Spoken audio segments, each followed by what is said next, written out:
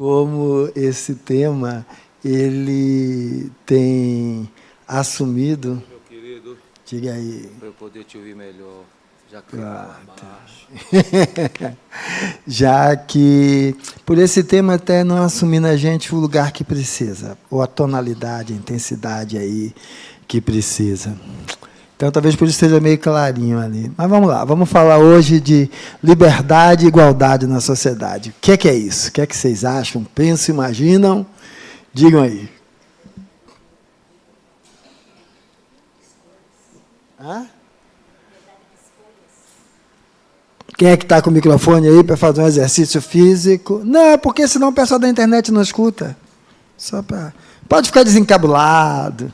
Aqui é o direito, aqui é o único direito que eu não permito a vocês, não é que eu impeço, mas é falar contrário ao outro.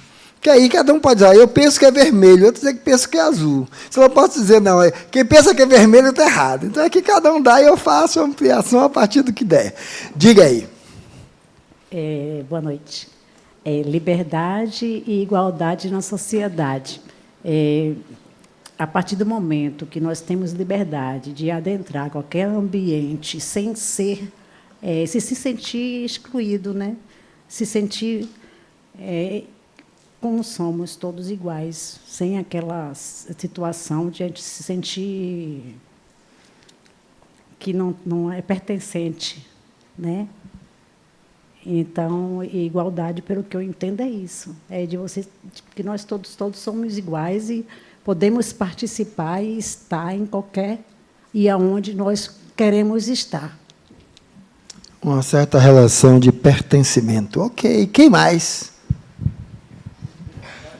Liberdade, ó, ali. Liberdade e igualdade em la sociedade. Não? Ah, você que você queria falar também. Aí. Seria o direito de você estar preso ao que você ama. O direito de estar preso ao que? Ao que ama. Você gosta, ao que você quer. Liberdade e igualdade é o direito de estar preso. Então, liberdade e igualdade é o vínculo que você estabelece por suas escolhas. Para eu arrumar o estar preso só para tentar juntar as ideias aí. Vamos lá. Liberdade e igualdade é um tema assim muito interessante porque é muito desejado, né, por todos nós. Todos os seres sentem essa necessidade de ser igual em seus pares e de ter liberdade.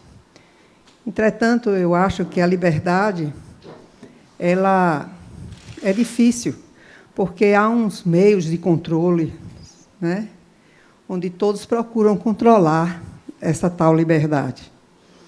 Na verdade, para assim uma coisa mais ampla, a liberdade, para que se tenha liberdade, é necessário que se tenha responsabilidade. Porque nós só podemos ir até onde o direito do outro começa. Nunca devemos, porque aí vem a ética, né? A ética de uma sociedade, de uma família, de uma pessoa. Sempre que a gente atinge o outro, se você senta, está incomodando o outro, você tem que recuar, para que as pessoas se sintam iguais. E a igualdade é uma coisa incrível, porque é muito difícil. Até teve um tema aqui, né, na aula passada, que era a igualdade na sociedade. E eu, lendo o livro dos Espíritos, eu fiquei casquetada, porque lá também não existe essa igualdade assim. Há igualdade, mas cada um tem sua atribuição, cada um tá encarregado em alguma coisa, é subalterno ao outro, recebe orientação, né? Então, eu acho que a igualdade vai sempre também de acordo com a nossa evolução espiritual. Eu penso. Ok. Então, deixa eu só trazer contexto de responsabilidade e relação com o outro. Eu pegaria isso de sua fala. Eu penso que, do ponto de vista espírita, é meio que uma dicotomia, liberdade e igualdade, porque a liberdade está diretamente relacionada ao livre-arbítrio. A igualdade está diretamente relacionada à evolução espiritual.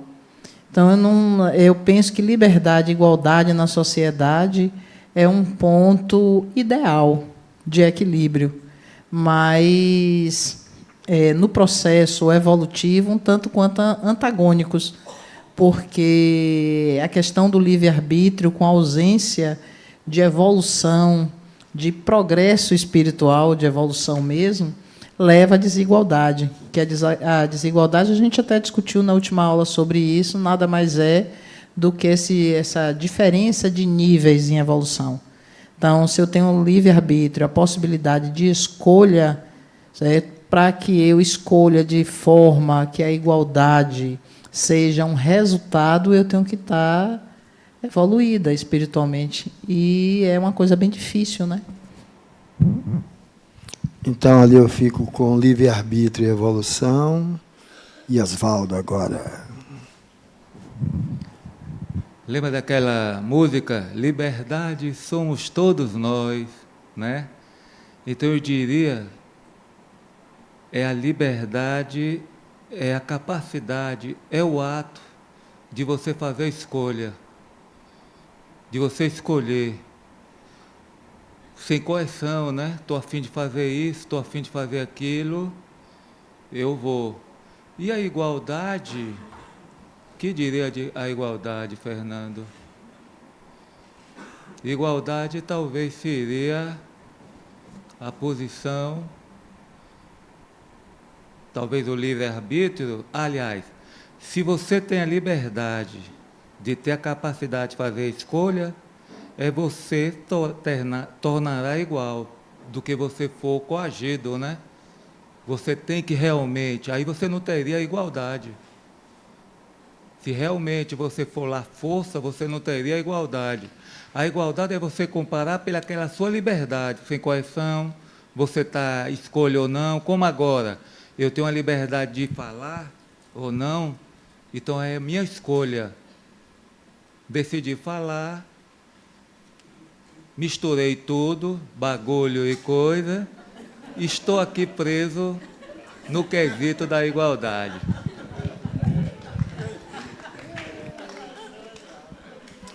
Pessoal, hoje, né, eu gosto às vezes da aula, eu gosto dos eventos sincrônicos. Hoje eu estava em casa e eu comecei a ficar enjoado. Não, eu estava em casa não, eu saí de manhã, resolvi coisas do trabalho e voltei para casa. Eu comecei a ficar enjoado. Fiquei enjoado. Algumas crises de enjoo, para mim, fazem parte, às vezes, dos sintomas que me envolvem no contínuo aí do meu existir. E com uma frequência significativa. Mas começou a aumentar muito o apetite. Eu tinha comido uma coisa, comido outra. Eu não sou de comer tanto, eu estou fazendo um controle alimentar, né? Aí daqui a pouco eu parei assim, fiz, Fernando, você está parecendo uma grávida. Eu digo, deve ter a energia de alguma grávida em meu campo. Porque a sensação era a mesma, aquela necessidade de de mais energia. Aí eu digo, quem é? Aí imaginei, busquei tentar ver quem era, e me veio a imagem de um casal amigo meu, né, que estão tentando aí a gestação. E aí, na hora que eu senti, algo dizia, é ela. Eu dizia, poxa, legal, né? Então, como acontece? Quem são nossos pares? Porque para falar de igualdade, a grande questão vai ser quem são nossos pares, certo? Por que eu senti isso? Porque na relação entre nós, eles são meus pares. Aquele em que você cria conexão. Um dos problemas, então, desse tema, eu acho que é resolver essa palavrinha, né? Nossos pares. Porque nossos pares é feito da configuração de outros como párias. E nós, como pares. E Jesus estava lá no meio da multidão, né, fazendo lá a pregação lá dele, e aí alguém entrou lá, mestre, Sua mãe, seus irmãos estão aí fora. Aí ele faz, aonde? Vocês são minha mãe e meus irmãos. Enquanto nós não formos capazes de olhar para todo ser humano e ver nele um dos pares, continuaremos com a sociedade de párias. Lugar ao qual não nos colocamos, mas o coletivo nos coloca, porque o coletivo só olha para o coletivo e jamais para o indivíduo. Então, todo indivíduo que se agrega ao coletivo, sem saber o valor da sua própria individuação, está contribuindo para continuar a manter uma sociedade de párias, que ficam ao largo. Por quê? Porque toda vez que eu só fecho os meus pares, meu filho é homossexual, o da vizinha é a bicha, o outro que eu nem conheço é o viado. É porque quando são meus pares, aí eu coloco em conta algumas coisas. E quando é do outro, é o outro. Então, qual é a grande questão? É porque essa distinção que eu fiz em 3 colocações é porque é algo que você tinha dito, é o direito de escolher as minhas prisões, certo? A questão é, como é que eu escolho quando eu não reconheço? Eu só posso escolher quando eu reconheço. Se para mim isso é natural, ou seja, os outros são párias, e só são pares os meus, eu não reconheço isso. Nada demais, Fernando, é brincadeira. Estamos falando porque a gente pode falar com qualquer um. Tá? Então, veja, como é que eu rompo e identifico isso se eu não sou capaz de enxergar? Então, é preciso ser capaz de enxergar. Então, algo que nos torna iguais é que fomos criados todos simples e ignorantes. Então, essa sintonia que eu estava fazendo com esse casal é porque eu acho que parte disso é um temor de quem vai reencarnar, certo? Em lidar com o que vai encontrar aqui. O que somos nós? Nós somos uma sociedade onde cada um quer ser acolhido, quer os seus direitos, mas não quer assumir os seus deveres. Quer ser auxiliado, mas não quer auxiliar. Quer Deus consigo, mas não sabe ser Deus para com o outro. Então, dentro dessa tonalidade, temos uma sociedade extremamente desigual. Vivekananda, na Confederação das Religiões, ele subiu ao palco lá, vários representantes de religião, ele fez: não haverá paz no mundo enquanto não houver paz entre as religiões. E da onde surge isso? Surge porque nós, enquanto construto coletivo, nós despertamos um dia e saímos, então, do mundo animal irracional, quando nós dissemos, eu, me separando dos outros. Esse é o ponto que você começa a ver o quê? O surgimento do espírito. Aí o espírito aparece, esse senso racional crítico antes, princípio espiritual. Então, eu separo do coletivo. E aí o que é que ocorre conosco? Nós somos uma singularidade desde quando despertamos enquanto princípio espiritual. A singularidade não se forma na hora que alcançamos o patamar de espírito. A singularidade somos fagulha divina, que vai passando por experiência nos diversos reinos, até chegar reino animal e depois o reino hominal. A passagem por essas experiências, cada um já reage de um jeito. Cada um reage de um jeito. Trazendo o quê? Uma individualidade. Então, como é que podemos construir igualdade numa coletânea de singularidades? Uma das coisas que eu estou a mentalizar para o meu amigo, porque na hora que eu pensei, uma das coisas foi assim: olhe, reencarne. aqui é bom, a gente vai lhe acolher, a gente vai estar com você. Isso não é que não esteja em mim, tá? Mas, olha, para os pais estarem nessa busca de ter alguém no seu seio, esses elementos já estão presentes. O meu desafio para ele é: essa sociedade é assim. Venha para transformar ela em algo melhor. Não venha temendo a sociedade, que você já sabe o que ela é. Você também não é flor que se cheire. Todo mundo que já passou, essa sociedade é fruto do humano. Agora, se aproprie do amor que está querendo lhe trazer a vida, utilize isso como mola propulsora para dizer: eu vou modificar o ambiente que eu encontrar. E por que eu estou dizendo isso? É porque eu estou dizendo que, para ele estar em sintonia comigo, nesse diálogo hipotético, é porque ele é imortal. Ele é imortal. Vai retornar agora em outro corpo. O que é que eu estou dizendo para ele, Fernanda? Eu estou dizendo para ele que, quando o indivíduo se apropria da sua imortalidade, ou, na linguagem da psicologia do espírito, na continuidade do eu, porque não é imortalidade, porque algo morre, né? Que é o personagem. Quando ele se apropria disso, a forma de ver a vida é diferente. Mas como isso, Fernanda? Eu estava conversando com outra colega aqui. A experiência que eu tive com ela, e aí, em uma atividade que a gente teve junto, eu abracei. O sentimento era da mãe dela presente, abraçando essa pessoa. Rapaz, mas tinha uma sensação gostosa, porque era alguém ciente de quem estava recebendo o abraço, tinha uma visão de vida em continuidade. Certo? Muito legal. O que é que muda?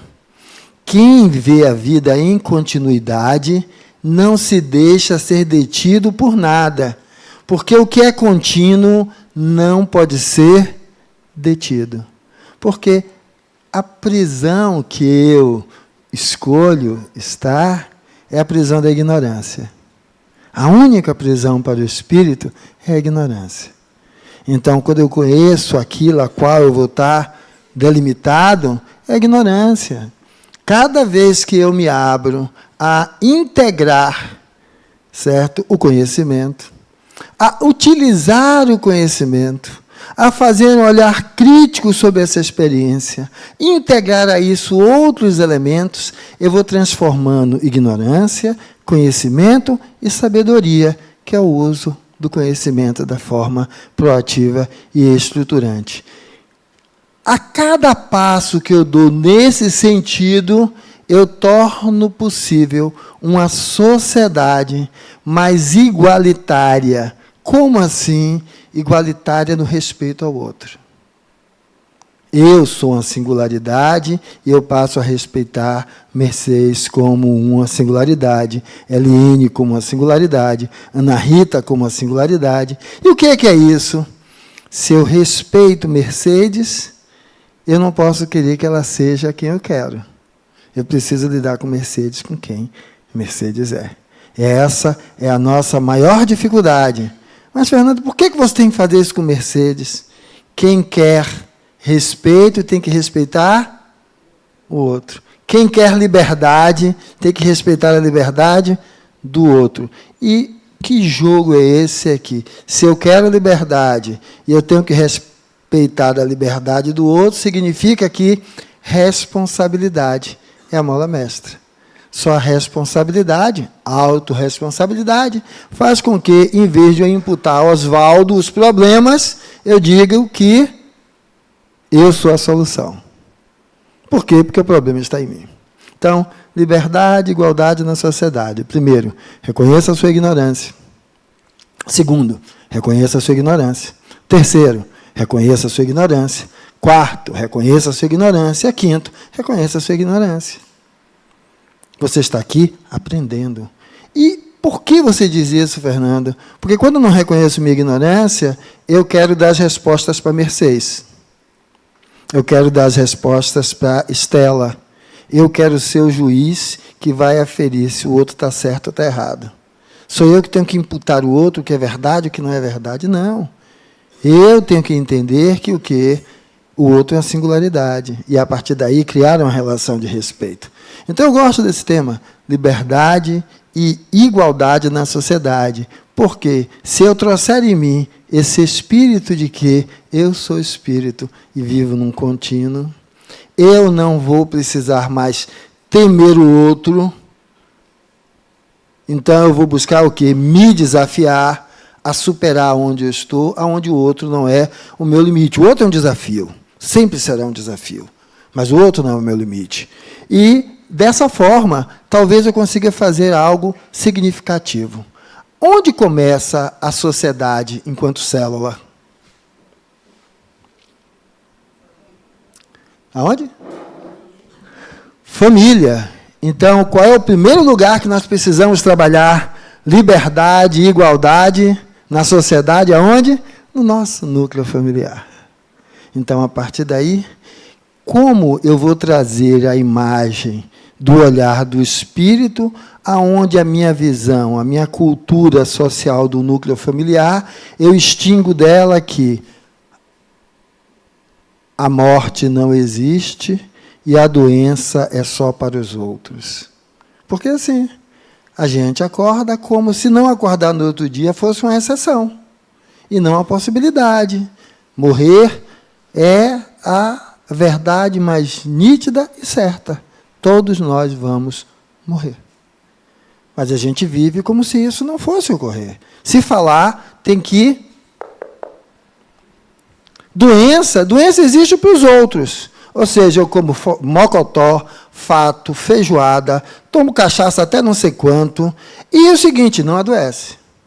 Agora, quando o isenta chega, que tudo aparece, eu começo a me queixar, fazer tudo mais, e a pergunta é, o que é que eu fiz para merecer isso? E ninguém responde, continua no mesmo lugar.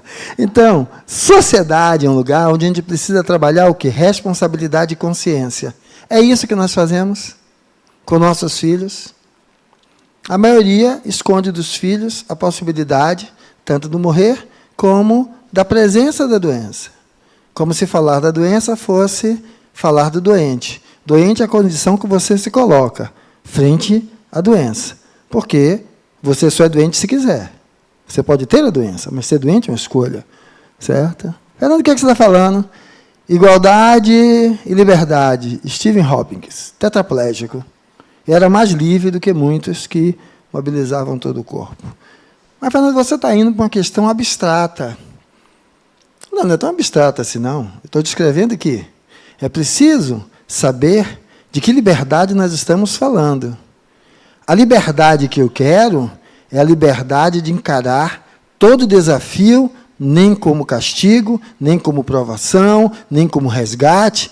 Todo desafio é uma experiência para que eu me supere. Essa é a liberdade que eu preciso alcançar. Quando eu alcanço essa liberdade, isso muda. Isso vai para outro lugar. Aonde eu gosto de umas figurinhas, deixa eu ver se essa funciona aqui dessa vez. Cadê? Aqui. Nós temos a mania de dizer que temos um espírito, né? Aqui vocês já são na aula 16, então nós não temos um espírito. Nós somos um espírito vivendo uma experiência no corpo físico. Então, agora, sendo um espírito, vivendo a experiência no corpo físico, e a família é a célula da sociedade, como devemos nos comportar nesse núcleo para que a sociedade, que é um tecido formado por essa célula, seja saudável? Qual é a sugestão de vocês? Se a célula é a família, o tecido é a sociedade, para melhorar, para uma sociedade saudável, precisa de uma família saudável. E eu estou acrescentando um tempero. Eu quero falar disso, mas a partir da ótica do espírito. Eu acho que respeito mútuo, conversa um com o outro, uma conversa com a escuta ativa, independente da idade que a criança ou que a pessoa tenha. Eu acho que isso já ajuda bastante. Conversa, escuta ativa. Perfeito. Quem mais ali?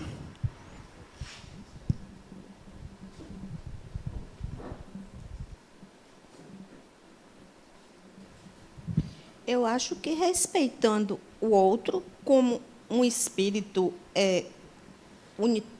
único, né? Com toda a experiência que ele traz e respeitando a liberdade dele ser quem é. Né? Eu acho que é por aí. A dificuldade que eu acho nisso é que se trata diferente. A empregada doméstica, o porteiro, o lixeiro, o chefe e o vizinho que tem uma condição econômica melhor. Enquanto isso preexistir, essa igualdade será só retórica. Não estou falando a ela, não. Eu estou pegando o ponto que ela trouxe. Para a gente olhar que a igualdade que ela fala, em que nível nós estamos de igualdade. Eu olho o porteiro, a empregada doméstica, o pegador de lixo, meu vizinho e meu chefe, dentro de um olhar que traga um contexto igualitário ou não? O que mais? Tem a minha amiga aqui na frente antes. Deixa eu voltar uma coisa. Você tinha dito com relação à relação, né? A reconhecer o outro. É uma pergunta que eu faço. A gente sempre fala de relação pessoa a pessoa, né? Respeito ao outro. Eu tenho 2 filhas, uma de 18 e outra de 20. Uma relação comum entre pais e filhos é chamar essa fase de aborrecência, né? Porque eles precisam ser quem são, e não filho dos pais que têm. E, para ser quem são, eles vão bater de frente aí para ser quem são, e não filhos de alguém. Mas, de fato, eu sei olhar para meus filhos como pessoas? Ou eu olho para eles como se fossem massa de modelar, que vão ser aquilo que eu quero que eles sejam aquilo que eu quero? Será que eu sei respeitar meu filho como esse espírito imortal? O que é respeitar o filho como espírito imortal? É que, quando ele reencarna, ele não é uma tábula rasa, ele já traz os elementos das experiências vividas que estão nele. Vão interagir com o Zeitgeist da época, o espírito da época, com os genes da personalidade. Vão ainda interagir com o contexto sociocultural ali presente. Para tudo isso, dá uma formatação lá de personalidade, que é a forma de atuar no mundo. Eu respeito a forma de atuar no mundo do meu filho, ou quero ser eu aquele que determina o que é certo e o que é errado, né? Então, a pergunta é, a relação deve ser pessoa a pessoa, do diálogo com alteridade. O quanto eu faço isso? Para ninguém ficar aqui se defendendo, eu faço não. A pergunta é, o quanto você faz isso? Mas eu não tenho filho com seu sobrinho. Eu não tenho um sobrinho, o amigo de seu amiguinho que é também adolescente. Como é que você olha? Como é que você lida com isso? Porque normalmente a gente sempre resolve o problema de vizinho rapidamente. Isso, faz assim que resolve. Aquilo, faz assim que resolve. Certo? Isso é desrespeitar essa singularidade. Porque quando é com você, você não resolve assim. Certo? Tão simples. Então, esse é o questionamento que eu traria, arrumando um pouquinho com a fala que você trouxe. Mercedes. Muito simples. Eu percebo de uma forma muito simples. Compreensão e afetividade. Se você olha o outro, qualquer que seja ele, em qualquer categoria social, se houver compreensão e afetividade, as portas se abrem.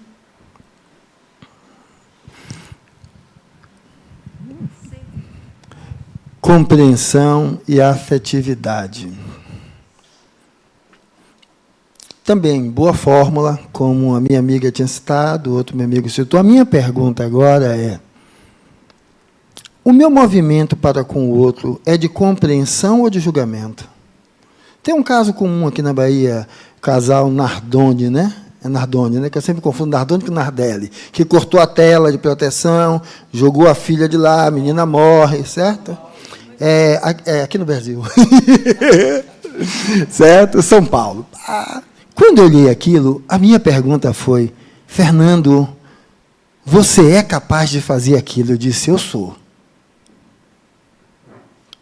E a pergunta para mim foi, em que situação eu seria capaz de fazer aquilo. Eu fui imaginando o Fernando que eu conheço para fazer aquilo como precisava estar. E aí eu descrevi várias diretrizes, possibilidades que poderiam me levar àquilo. Sem certo e errado, descrever situações onde aquilo pudesse acontecer. Quando eu analisei tudo, eu digo, para eu fazer aquilo, eu precisaria estar doente. Como é que eu falo de compreensão se eu não me coloco no lugar do outro, se eu só aponto para o outro? Então, a pergunta é, o seu discurso de compreensão, quanto é elemento de uma vida social mais equilibrada, o quanto você se coloca empaticamente no lugar do outro? Ou você, quando olha, você parte dos seus preconceitos, ou seja, você define e conceitua sem se colocar naquele lugar. Essa pessoa que estava aí retornando, que eu estava imaginando, né, na minha viagem aqui, eu fiz, você tem medo porque você tem preconceito. Porque nessa vida, você vai ver a vida como uma miséria ou como um espaço extremamente iluminado. Depende de para onde você queira olhar. Tem pessoas em estado deploráveis e tem pessoas em estados memoráveis. Tem pessoas deploráveis com atitudes memoráveis, deploráveis pela condição econômica, social, o contexto que está ali, com atitudes memoráveis. Temos pessoas em um status fantástico, econômico, social, de educação, e com atitudes pífias. Então, na realidade, é o preconceito, porque eu acho que eu serei fruto do meio onde eu for plantado. O que eu estou dizendo é, se você se considerar um espírito imortal, você sofrerá influências de onde você for inserido. Mas você que determinará as alterações aonde você for inserido. Porque se eu negar que ter nascido negro, ter nascido em uma favela, que foi as condições que eu nasci, certo? Não influenciaram ou não enviesam algumas escolhas minhas, lógico.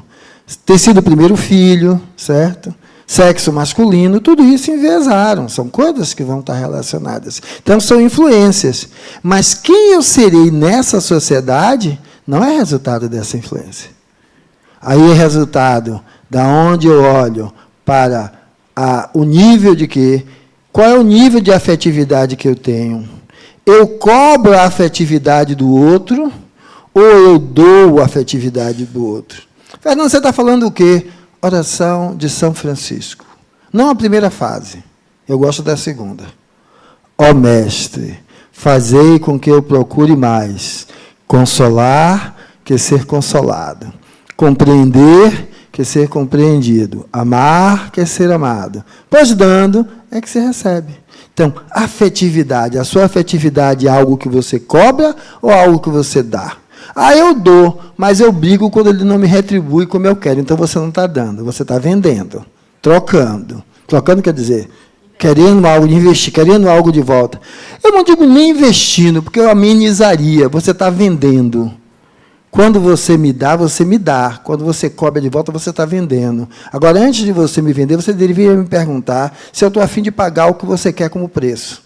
Você me dá como se fosse uma doação, e na hora que eu não lhe retribuo, você me cobra como se fosse uma venda. Então, não deu. Então, é isso que é preciso nós olharmos para alicerçarmos compreensão e afetividade, olharmos de que lugar nós estamos assumindo a vivência nessas palavras. Tá? Calma, fique tranquilo. Quando vocês derem que alguém, eu já sei que eu vou devolver, só que eu preciso fechar primeiro um pensamento e devolvo. Seu Gilson. Ok, eu ia até abrir mão da colocação, mas ele não deixou. Você me fez refletir quando você sugeriu ali, né, que como falar com o filho, né? E aí eu vou aqui refletir junto com você. Que filho é esse que eu estou falando? É um filho criança? É um filho adolescente? É um filho adulto? Que filho é esse que eu estou falando? E que pai sou eu quando estou falando. É um pai raivoso, é um pai com medo, é um pai compreensivo, é um pai que também está precisando de ajuda. Isso faz a gente refletir muito, né, e pedir ajuda aos céus. Pronto. Eu gosto de um espírito materialista. Os céus sou eu. Adoro, os céus sou eu. Porque enquanto eu fico terceirizando aos outros, eu dou a desculpa de não fazer porque alguém não me atendeu. Em vez de entender que Deus é algo imanente, que está aqui, eu coloco lá fora. Então, quando eu digo, eu gosto de ser materialista, o divino sou eu. O sou eu, entendo, está em mim. Tem que partir daqui. E não eu esperar que nada vá baixar, vá se materializar, vá me iluminar para fazer. Eu tenho que me dispor a ser esse elemento. Agora, parte quando você começa a responder, veja só. A primeira coisa que eu tenho que perguntar é, que pai sou eu? Só que eu vou mudar agora o nome, tá? Eu estou olhando para o outro e quando eu vejo erro no outro, inabilidade no outro, eu quero educar o outro, certo? A primeira coisa é, eu me eduquei para educar, eu vou descobrir logo de cara que não. Eu me educo para educar, porque para educar é preciso educar-se. Ou seja, eu tenho 60. Na época que eu tinha 10 anos, a professora me recebia na escola e a palmatória era liberada para ela baixar o pau se eu errasse a resposta. Tem gente que hoje ainda acha que educar é bater. Que bater é uma forma de educar. Por quê? Porque não se educou. Na minha época, aquele menino que não conseguia ler a tabuada direito, tome porrada na mão, certo? Preguiçoso, encostado. Era para estar em casa estudando e ia fazer outra coisa. Tem pai que hoje ainda olha para os filhos desse jeito. E, infelizmente, a população mais pobre tem menos acesso a isso. Por isso, dizer que pobres e ricos concorrem à mesma possibilidade em igualdade de direitos, que há uma meritocracia onde a um tudo é dado e ao outro nem tudo é dado, não é fato. Então, por quê? Porque hoje, aquele menino daquela época, ele hoje é diagnosticado com descalculia, como minha filha tem, com dislexia, como algumas outras pessoas têm. O TDAH, mesmo entendendo que há excessos de diagnóstico, mas há muitos diagnósticos factuais. E que ele antes era o burro, era o desinteressado. E o pai que ainda hoje olha para o filho desse jeito é alguém que precisa se educar para sair da ignorância, para deixar de taxar o outro, para buscar ajudar o outro. Então, é preciso esse lugar. Que pai sou eu? Eu preciso me educar para isso. Por quê? Porque não vem pronto. E, agora, além disso, até que idade é filho? Minha mãe tem 84, né? Hoje eu tenho 60, ainda sou o menino dela. Certo? O que é que eu vou colocar agora de maneira bucólica? Porque como eu senti hoje esse enjoo lá, é que o que é filho? Filho é uma coisa que não nasce da gente. Filho é uma coisa que a gente adota. Porque parir, gato e cachorro, qualquer animal pare. Agora, poucos são capazes de adotar os seus filhos como filhos. Porque é fácil. Parir é fácil. Você adota seu filho como filho?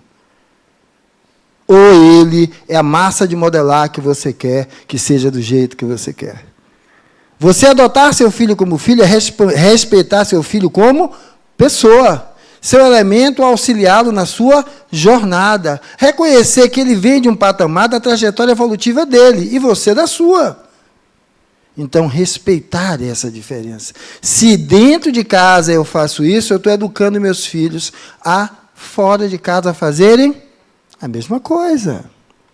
Então, quem é o filho? O filho é aquele que eu adoto. Adoto no sentido de respeitar como pessoa, que eu aceito a partir da forma que é, e vou buscar dar o melhor de mim naquela relação.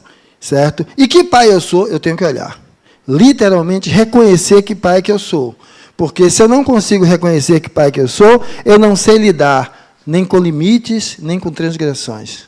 Mas, Fernando, transgressões, sim. Toda normatização é feita para a generalização coletiva. Há situações onde ela, em vez de ser benéfica, ela pode ser inadequada. Só alguém com maturidade sabe transgredir com responsabilidade, porque naquele momento a finalidade era outra. Fernando, você passou no sinal vermelho? Passei, estava dando socorro a alguém. A lei existe e eu transgredi. Transgredi dentro de um elemento que era ali relativo a isso. Então, essas perguntas precisam ser feitas. Viu, senhor Gilson? Por quê? Você diz assim, eu já ia devolver o microfone. Não, precisam ser feitas. Porque se nós não nos questionamos, nós continuamos a colocar na mão dos dirigentes, dos nossos pais, certo? A resposta que só nós podemos dar para mudar a nossa vida, a nossa família, a nossa sociedade. Sem fazer esses questionamentos, continuaremos a colocar nas mãos do outro, ou a falar palavras que servem para o outro e não como autorreflexão. Alguém mais? Tinha alguém aqui? Fernando. Diga. Como você falou aí, nós estamos aqui, somos espírito em evolução, não é isso? Então, como é, eu vou com uma pergunta, tá? Como é que eu posso ter uma sociedade igual, né, onde cada um tem uma forma de pensar e de evoluir, não é verdade? Onde, vou dar um exemplo aqui a você, um exemplo, onde nós mesmos, eu acredito, não nos conhecemos. A partir do momento que eu não me conheço, eu acho que o primeiro passo é a gente se conhecer, porque, estando aqui nessa sala, é tudo assim, todo mundo é santo, me perdoe a minha sinceridade e a minha forma de falar. Talvez eu não saiba falar como você, Fernando, mas todo mundo aqui é santo. Mas lá fora, quando a gente bota o pé ali na rua, os comportamentos mudam. De uma fila de banco que a gente quer estar com pressa, mas o da frente também está com pressa, né? Quando a gente precisa de algo e quer que exista uma fila para ser atendida, e a gente quer que aquela pessoa nos atenda melhor, né? E a gente não consegue. Como é que a gente pode evoluir se a gente não se conhece? Vamos lá. O primeiro item para autoconhecimento eu coloquei aqui em 5 pontos. Primeira coisa, eu tenho que reconhecer que eu sou ignorante. Então, se eu sou ignorante, significa que eu sou luz. Epa, volta, criatura. Volta.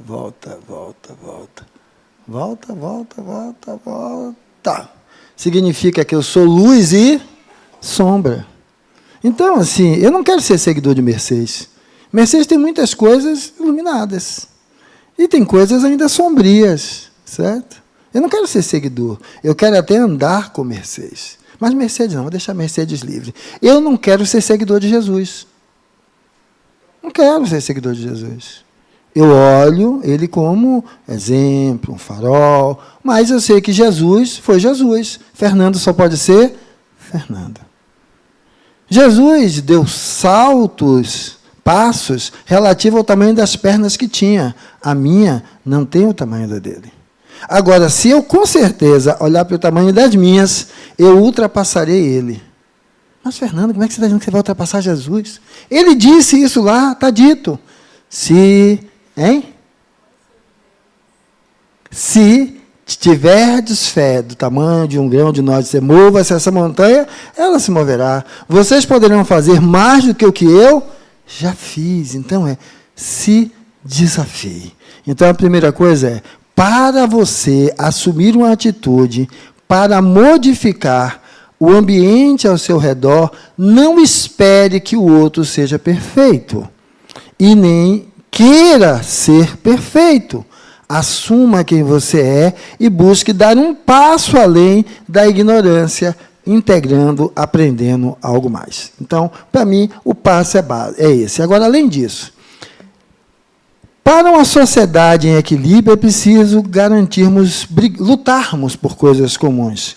Direito a saneamento básico, direito a moradia, direito à educação, direito à saúde e direito ao trabalho digno. esses 5 pontos que eu citei, se todos nós estivéssemos vivenciando isso, teríamos uma sociedade mais justa. Só que cada um só pensa e só olha no seu próprio umbigo. Eu, antes de fazer medicina, trabalhava no polo petroquímico, certo? E eu tinha amputado os dedos, eu fui para a greve. Participando do movimento de greve. Eu saí da licença para voltar para a greve. Por isso, não fui indenizado. Só que, quando eu estive lá, eu vi uma coisa significativa. Pessoas que lutavam por melhores salários para si, mas pagavam às suas empregadas o que o mercado determinava. Pessoas que aproveitam do seu contingente financeiro, de conhecimento, e aí, quando precisa de uma medicação cara, eu vou acionar o Estado que ele tem que pagar. Quando sua empregada doméstica vai tomar um antibiótico que custa 400 conto, o problema é dela. Mas você acha que eu vou dar dinheiro para os outros? Quem lhe disse dar? Você não quer que alguém amenize? Por que é que você não pode ser agora o Deus para ela? Olha, vamos fazer o seguinte, eu vou dividir para você aí em 8 vezes. Se eu não quero dar, eu vou amenizar o impacto daquilo. Pessoas, às vezes, nem sequer se preocupa.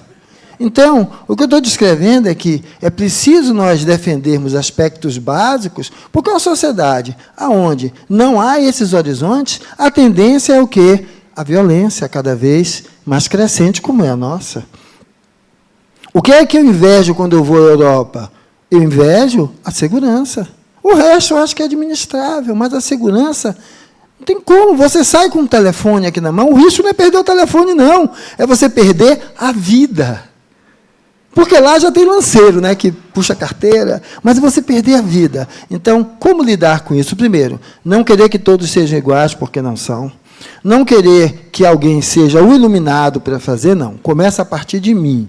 E eu vou fazer a partir daquilo que eu acho que é correto, dando o melhor de mim. Como é que o outro vai reagir? Ele pode reagir de maneira positiva e estruturante, ou, ao contrário, de uma maneira negativa e não estruturante, porque ele enxerga com outros olhos. Então, eu preciso assumir as minhas atitudes, mas dentro de uma coerência, de não querer obrigar o outro a ceder aquilo que eu estou descrevendo. Deixa eu só fechar aqui, então, só poder fechar essa imagem. Então, veja, o olhar de espírito que eu trago não é aquele olhar de pureza. Espírito, eu sou imortal, e eu tenho o quê? Já integrei algumas habilidades e me faltam outras. E isso aqui é porque você passa agora a dar uma identidade. A sua identidade é descrita tanto pelas suas habilidades como pelas suas inabilidades. Se você pegar o livro Illinois Novo, Autodeterminação, ele fala em campo pessoal, que é como se fosse uma foto dinâmica do indivíduo. Então, reconheça o que você é, luz e sombra, para que você tenha uma visão da individualidade, para que, a partir daí, em vez de você se queixar que tudo é um problema, você coloque suas mãos a fazer com que você olhe que as correntes que lhe prendem, só lhe prendem porque você ainda continua abraçando-as. O livre-arbítrio, que é a aquisição do período em que o espírito conquistou a razão, né, vai permitir que você faça o quê? Olha essa bagunça, só que agora eu peço a você que arrume. As mesmas peças, você só deu o quê? Uma configuração. E você pode pegar essa configuração agora e conectar, dê um sentido. Porque as peças do quebra-cabeça são os nossos desafios, vão estar sempre aí. Eu posso continuar só dizendo que tudo isso é uma bagunça, ou eu posso dar uma organicidade. Quando eu dou uma organicidade, eu posso agora dar um sentido. E quando eu dou um sentido, eu vou entender que as peças do meu quebra-cabeça é a minha relação com os outros. Como você disse, como isso? Quando eu olho que agora a relação com os outros, a compreensão e a empatia, eu vou trocar afetividade por empatia, é possível quando eu sou capaz de fazer esse abraço, certo? E, a partir daí, agora, começo a me perguntar, de fato, né? Há liberdade sem responsabilidade? Porque o que cursamos até agora é que é possível que essa célula, que é chamada família, gere um tecido social melhor, mas é preciso que a responsabilidade esteja inserida nele. Amado mestre, captei a vossa mensagem. Eu tenho um filho que agora, dia 14, vai fazer 31 anos. Formado em Direito, é uma outra pessoa.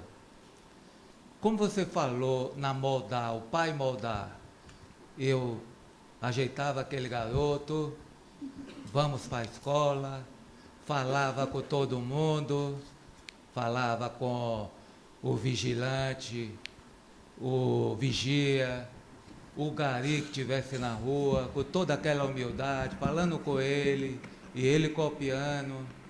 E com o tempo a gente tinha aquele coisa de pai e filho, né? Aquela briga com o filho aborrecente, fazendo aquela coisa. O pai pedia para o computador, os meninos de hoje são fera, né? Ah, meu pai, não sei o quê. E aí separou da mãe, aí é que ele ficou mais aborrecente ainda. E eu sempre naquele jeito, né? Brigávamos, me sentia também não correspondido, ele por sua parte também correspondido, mas a gente lá em casa aqui sempre teve aquela educação de tentar conversar. Eu fui mudando, né, o assunto com ele. Meu filho, amo você. Meu filho, como está você? E ele chegava ao ponto de dizer que não era muito fã do pai, né?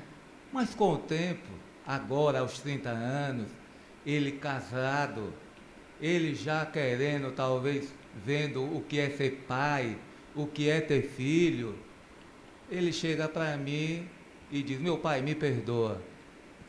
Meu pai, você é o meu ídolo. Você sabe aquela coisa toda que a gente conversava, falava com as pessoas. Eu, na sala de aula, eu falava com todo mundo, porque eu estava copiando você. Então, eu falava com o vigilante, eu falava com o gari, e eu era conhecido com isso e todos esses reconhecimentos que você fazia na minha presença.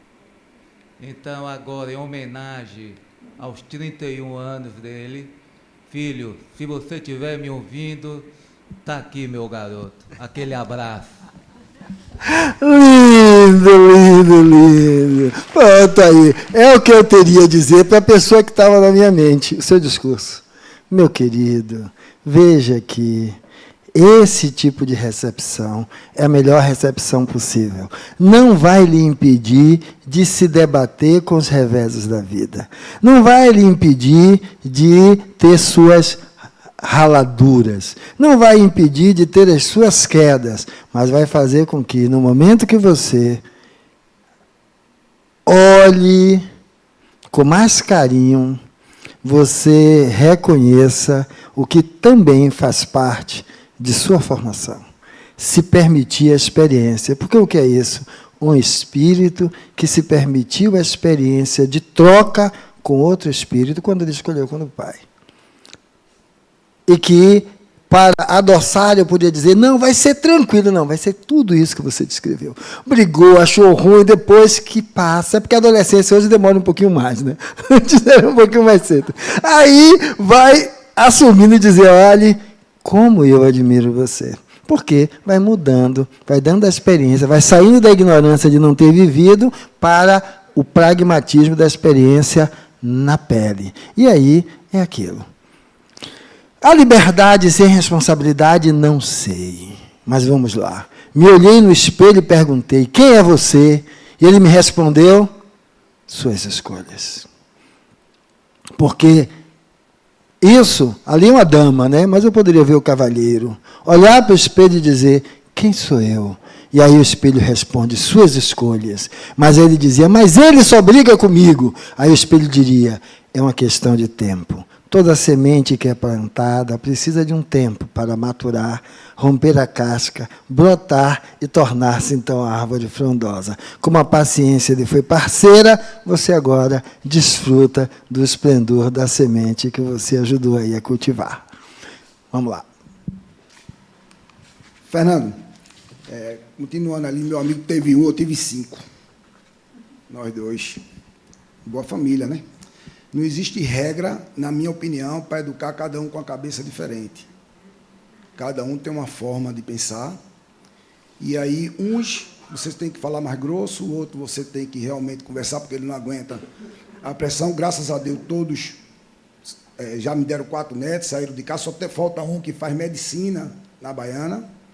Né? E minha história é que eu vim do nada, com 15 anos saí de casa, cheguei onde cheguei, não foi botando culpa em ninguém, nem procurando o que você falou.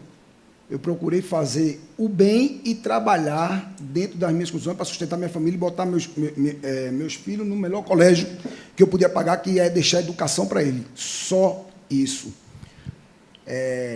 Hoje nós temos esse menino que eu disse aqui, que é o derradeiro, que faz medicina, que é um menino que é totalmente diferente. Ele é espiritualizado, ele é um menino diferente dos outros, que chegou para nos acalmar, vamos se dizer assim.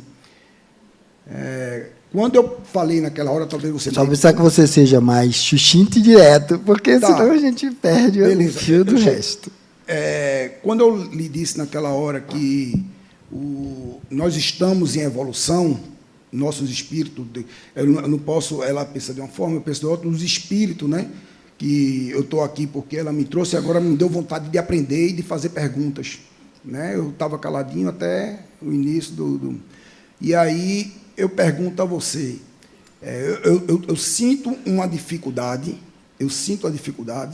muito grande de fazer uma oração e pedir a Deus, porque eu acho que ele já tem muita coisa para se fazer. Eu sinto essa dificuldade. Eu acho que dá trabalho demais a ele. Tá? Como ele tem muitos filhos, ele pode fazer, eu acho que eu posso me virar só. Em alguns momentos da minha vida, eu fraquejei. E, quando eu ia pedir, eu engasgava, porque eu dizia, não, tu é fraco, porque tu errou e não poderia ter errado. Não sei se está dando para... Ok. Posso pegar de volta, então? Pode. A primeira coisa é... O que é oração? Pai nosso, não sei se vai ser uma veloz, assim, se pela vontade, não tem como sempre, não tem ninguém também. Né? Então, assim, oração não é um conjunto de palavras. Oração é um estado de conexão. Certo? Você viu que alguém falou aqui, divino federal, divino está aqui. Eu gosto de ser materialista nesse sentido. Não materialista, que materialista não acredita no contexto do divino, nem como semente, nem como nada. Mas tirar o Deus de fora e trazer o Deus para dentro. Então, minha oração é um contato comigo. É um contato onde eu busco fazer conexão com o que há de melhor em mim. Fernando, como é que é o melhor em você? Certo? O melhor em mim é aquilo que eu sei que é melhor e eu ainda não alcancei, que eu preciso ir além. E, nesse contexto, a conexão com o divino, a meu ver, por exemplo, eu tenho um hábito, eu acordo de manhã, passo uns 15 minutos na beira da cama. Algumas coisas vêm assim na minha cabeça, né? O que é que eu vou fazer naquele dia, como que está. Essa é a minha oração.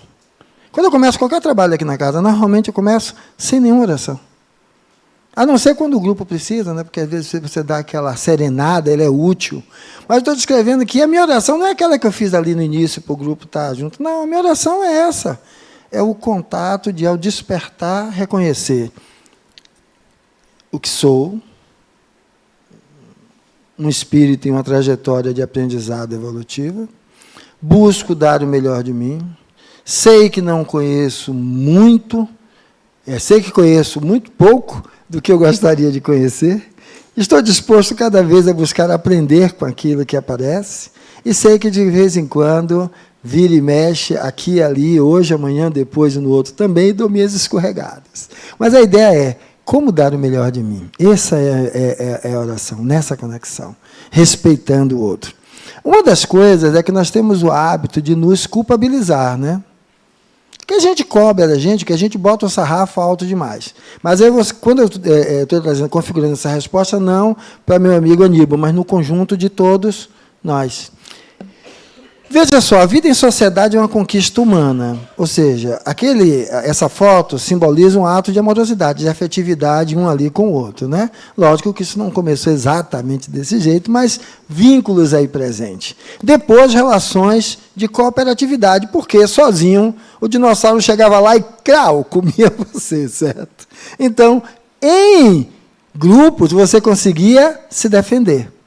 E foi aí que criou as lanças. Se nós formos olhar a evolução da sociedade, né? A descoberta do fogo, a descoberta das ferramentas, né? Da lança, do arco, conseguiram se agregar para poder fazer essa conformação. Então, essa vida em sociedade é uma conquista do espírito, porque somos seres gregários. Tá? E por isso que nós temos mania de chamar dos nossos pares, porque aquela tribo, os pares deles eram aquela. A outra era outra, e eles brigavam entre si por caça, por território, por tudo isso. O pé que nós estamos hoje entendendo é que esse mundo é uma caixinha. Se eu achar que eu só preciso, certo, cuidar do meu pedaço, essa caixinha ela é finita. Então, daqui a pouco está tudo destruído, o meu pedaço também. Então, temos que olhar em um conjunto.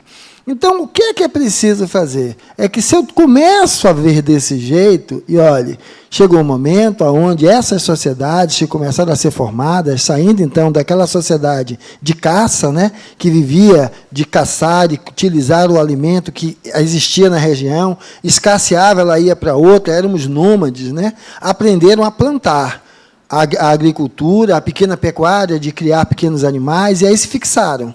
Então, um outro patamar de evolução.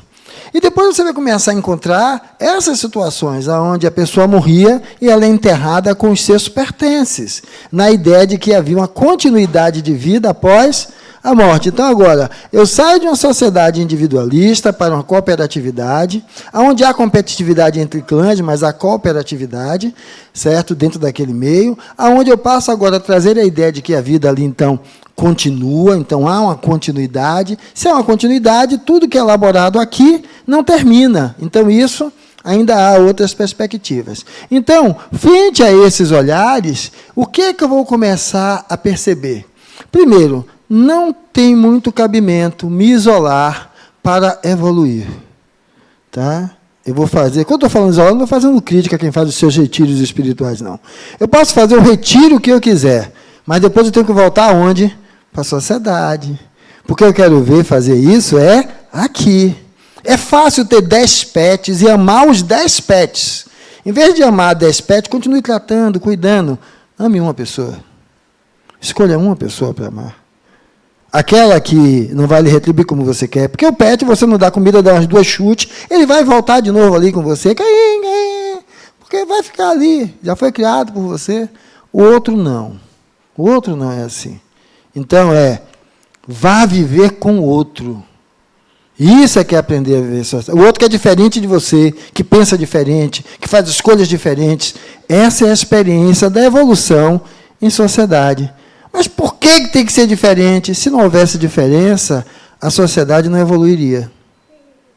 A sociedade vem evoluindo, por isso, hoje estamos numa sociedade inclusiva. O que é uma sociedade inclusiva, Fernando? É que se nós voltarmos, eu tenho 60, vamos voltar 40 anos atrás, síndrome de Down, as pessoas escondiam seus filhos.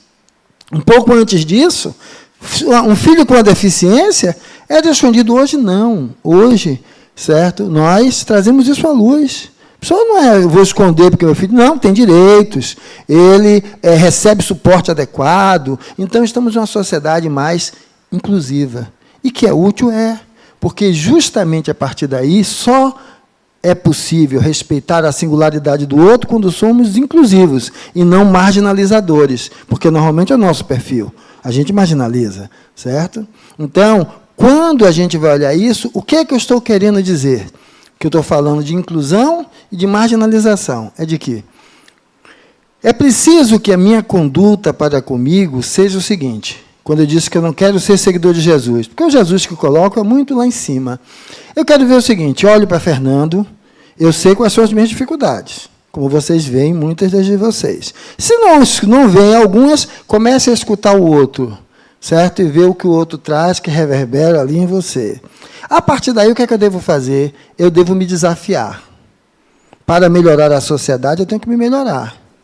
E se eu sou responsável, adianta eu botar o sarrafo com 3 metros para eu pular? Eu não vou conseguir.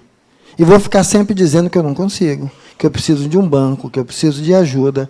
Por que eu não posso pegar os 3 metros e baixar para 1,5?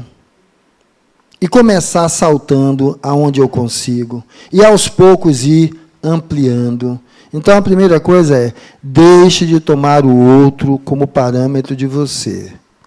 Então, reconhecer a sua limitação, se propõe a fazer algo para além dela. De maneira prática, coisas factíveis, certo? E vá ampliando, porque aí você passa a ser referência de você mesmo. Você diz, olha, ontem eu não conseguia, hoje eu já consigo. Se eu ontem não conseguia e hoje consigo, significa que amanhã eu posso conseguir mais. O que é que isso facilita? Assumir os seus erros. Assumir os seus erros. Minha relação com minhas filhas. Ah, sim, minha filha, errei. Aconteceu, foi. Sim, porque é humano. Tem coisas que a gente acha que é de um jeito, uma hora é uma, do outro jeito, outra hora é outra. Então, baixe o sarrafo para que a sua escalada seja progressiva, para que você não fique dizendo que não consegue, que não pode, você só não consegue ou não pode quando coloca alto demais. E, a partir daí, em vez de ficar se depreciando, passe a reconhecer que você ainda precisa aprender, ignorância, ignorância, ignorância, mas cada dia você acrescenta mais um pouquinho. Aí isso ameniza e faz com que a relação ganhe outra tonalidade. Mas, meu pai, você fez isso? Minha filha, naquele momento, naquela época, foi o melhor possível. Mas agora estamos aqui para conversar, o que é que a gente vai poder ajustar, o que é que a gente vai poder fazer, e aí faz com que essa relação de crescimento não seja só dele, sua também. Como você hoje, quando olha, tem coisas que você reflete, que vê que precisa de um ajuste. Então, essa é a realidade. Porque essa condição, os laços de família são necessários ao progresso da humanidade, porque aproxima os homens, educando-os ao amor legítimo. Mas veja, esse amor legítimo, dito da boca para fora, ele fica como algo estético. Se lembra que eu peguei a colocação de cada um e perguntei o quanto você faz disso? O que torna legítimo esse amor é você estar refletindo, buscando ser melhor do que o que foi ontem. Então, é a legitimidade de compreender que você é um ser ainda em evolução. Você é uma promessa ainda não cumprida. Você é uma possibilidade de amor pleno, que pode cada dia ir ampliando. Então, se dispõe a isso. Não leve em conta a idade, a doença, porque estamos falando do espírito imortal que você é. E porque, se na família que você fica pelado, certo? Você não consegue. Você vai conseguir aonde? Na sociedade? Mas aí é um pouco do que meu amigo entrou. Entra no centro, ou na casa religiosa. Alguém pisou em seu pé, você diz, tudo bem, não foi nada não. E estava com aquela unha ferida do lado, mas aqui tudo passa. Na hora que você vai saindo de carro, o cara dá uma fechada em você aí, aqueles impropérios que eu não posso dizer aqui, vêm todos na sua cabeça, né? Porque aqui tudo é maravilha. Na realidade, pessoal, é assim. O que é esse educar, né, ao amor legítimo? Esse nível de conscientização, de se ver laços de família e a continuidade com a sociedade aqui. Eu tenho que deixar de viver o fake, certo? Eu tenho que começar a buscar o que é deixar de viver o fake? Deixar de viver a roupagem para viver quem eu sou. É impossível você não usar roupagem. Porque, por exemplo, se eu dia disse que tenho 60, eu tenho 2 filhas, então eu sou pai. Eu falei que eu tenho uma mãe de 84, então sou filho. Ainda estou falando vivendo essa experiência. Aqui eu sou facilitador. Quando eu estou tomando um curso com a Adenauer, eu sou o estudante, né? Então, cada uma dessas coisas são papéis. Então, o que é preciso? É preciso eu saber lidar com os papéis. E não me deixar ser seduzido, ou tomado, ou cristalizar em um deles. Então, já pensou? Todo lugar que eu chego, o discurso é do orador. Quando eu falo com minha filha, é orador. Quando eu falo com minha mãe, é orador. Quando eu falo com meu paciente, é orador. Espera aí. Há um desvio nisso. Então, a ideia é, veja os papéis de atuação social, veja onde eles se enquadram. E, segundo, aprenda a manuseá-los. Digamos, com mami tem coisas que, até pela relação filho e mãe, e pela idade, tem coisas que eu já dou uma segurada. Mas, digamos que na relação profissional, Oswaldo é meu subordinado, o que é que eu faço? Dou bronca na frente de todo mundo, mas ele é insuportável, como é que eu vou suportar isso? Espera aí. O filho não é capaz de lidar com as incongruências do idoso e tudo, eu vou pegar aquele personagem e chamar ele para cá. Olha, eu preciso ajustar aquilo. Mas Fernando, Oswaldo não é sua mãe. Mas espera aí, Oswaldo é uma pessoa, tem as limitações dele. No caso dela é a idade. No caso dela, são as questões que ela passou que eu conheço. Nele eu não conheço, mas também tem. Então, espera aí, Fernando. Quer falar alguma coisa? Em vez de falar no público, chame ele para um lugar reservado. Ou seja, a maioria das coisas que nós precisamos não é que não existam na gente, não. É que a gente não agrega aquele papel, aquela função. A gente deixa só no outro lugar.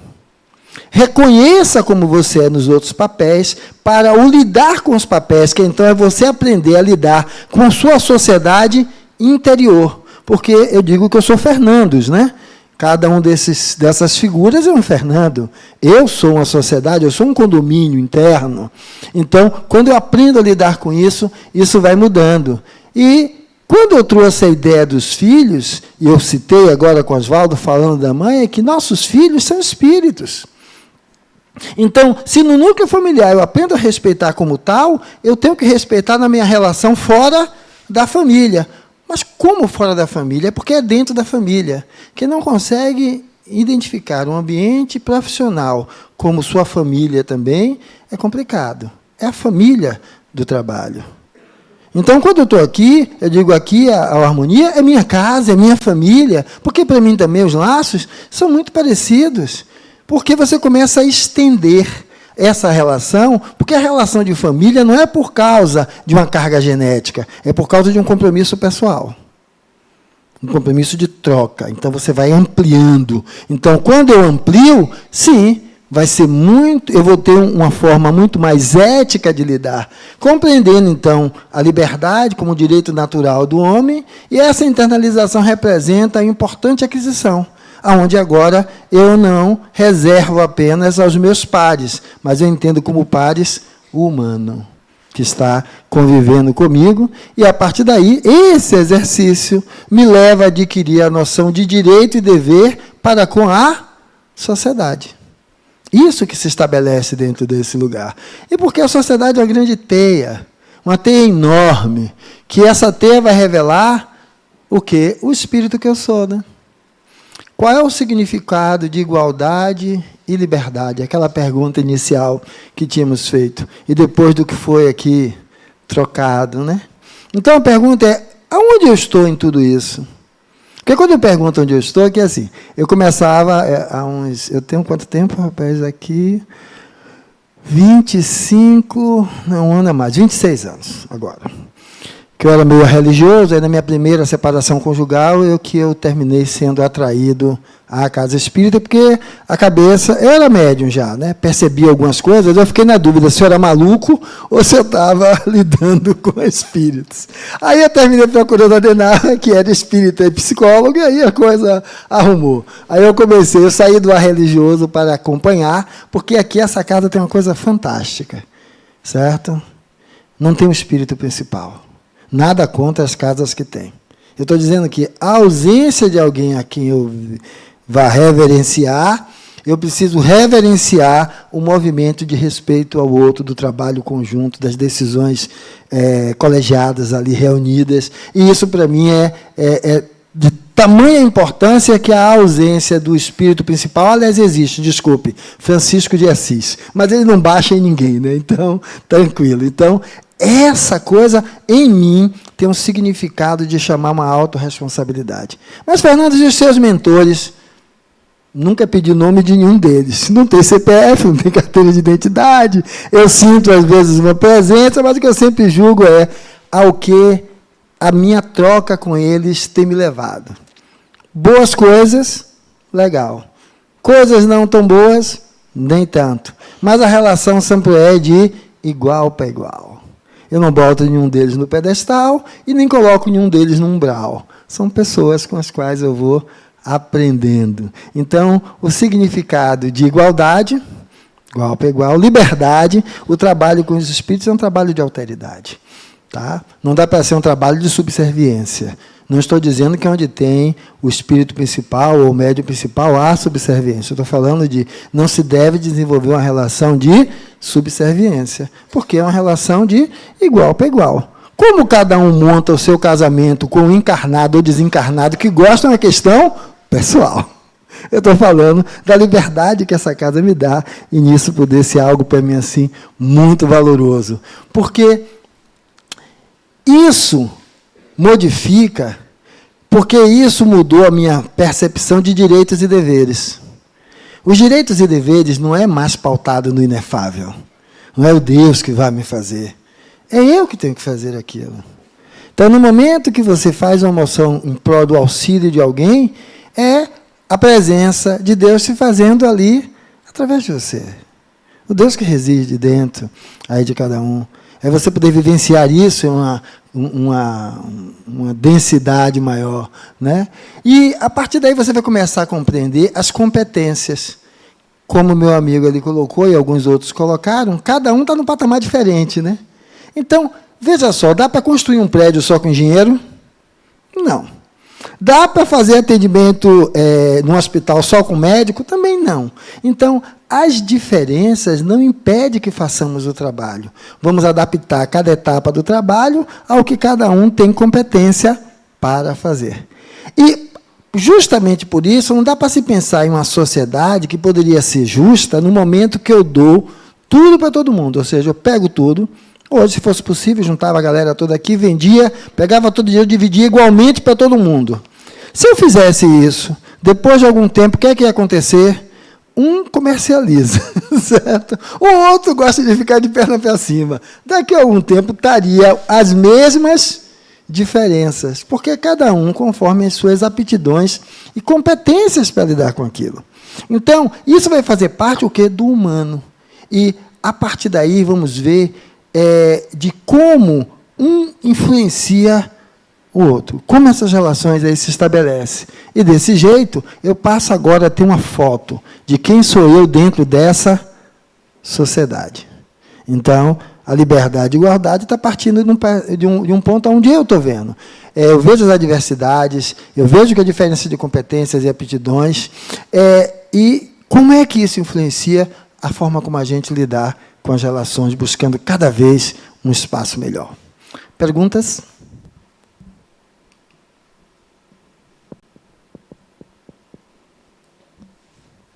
A vida em sociedade é um progresso para o ser humano. Deixa eu ver o que ele vai mostrar aí. O que é que vocês acham disso? A liberdade se restringe pela necessidade de reconhecer direitos recíprocos. Deixa eu ver a segunda. A desigualdade de riquezas enquanto fruto da diversidade de aptidões, da cobiça e do egoísmo. Então, frente a essas três fases, a vida em sociedade é um progresso para o ser humano. A liberdade se restringe pela necessidade de reconhecer direitos recíprocos e a desigualdade de riquezas enquanto fruto da diversidade de aptidões, da cobiça e do egoísmo.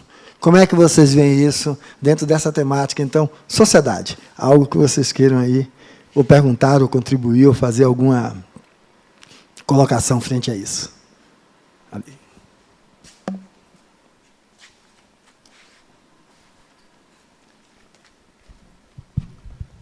Fernando, é aquela história como Hugo, como é o sobrenome dele? Antigo, que dizia assim... Vitor Hugo? Vitor Hugo. A minha liberdade termina onde começa o seu dever, e o seu dever termina onde começa... Aliás, direito e dever, né? Seu direito e dever, eu acho que tem também a ver com a liberdade. Porque você é livre para fazer qualquer coisa, mas você tem que ser livre com responsabilidade. Um exemplo aqui temático, na nossa modernidade, uma comunidade vertical, que é um edifício, com aqueles horários de barulho, aquela meninada fazendo barulho, brincando, tudo tem horário, tudo tem dever e tudo tem direito. Todo mundo seguindo essas regras básicas, todos nós viveremos com liberdade, com amor, com direito e com dever. Se ele não for o síndico. Porque o pobre do síndico não é visto desse jeito. Ele fez o discurso direitinho. Se ele for síndico, não será realidade que o pensamento de todos os condôminos não convergirá para ele desse jeito. Que é onde a gente experimenta. Quer ver que somos nós de sociedade? Como é a sua participação na reunião do condomínio? Certo? Como é a sua participação? Olha, eu nem vou. Então, quem é indiferente? Mas você se coloca no lugar de criticar. No momento que você não vai, você dá o outro direito de escolher por você. Ah, mas eu fui vencido. Sim, democracia é isso, né? Outro, então, se mobilize, né? Então, essa é a necessidade. Quem mais tem algo a colocar? Pegando o pé do meu síndico, olha, se eu morar no mesmo condomínio dele, vou elegê-lo, certo? Veja o que está naquela imagenzinha. Tem alguém de frente para duas pedras, fazendo menção àquelas leis, que é a primeira psicografia registrada no Evangelho, né, do nosso amigo Moisés. Quem faz a lei que rege os homens? Quem faz as leis? Então, nós fazemos as leis que nos regem. Mas veja que quem foi que nós votamos na última eleição? Tirando o presidente, que é um ícone, ou o governador, que é um ícone que não tem como a gente não lembrar.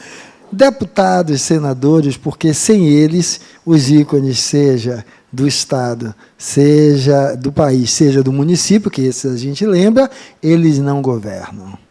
Ou seja, o jeitinho brasileiro, né? Do toma lá da cá. Faz parte porque não é a cabeça que gere, porque o nosso regime Nosso regime não é para presidente, mas os outros você vai pegar como tal, certo?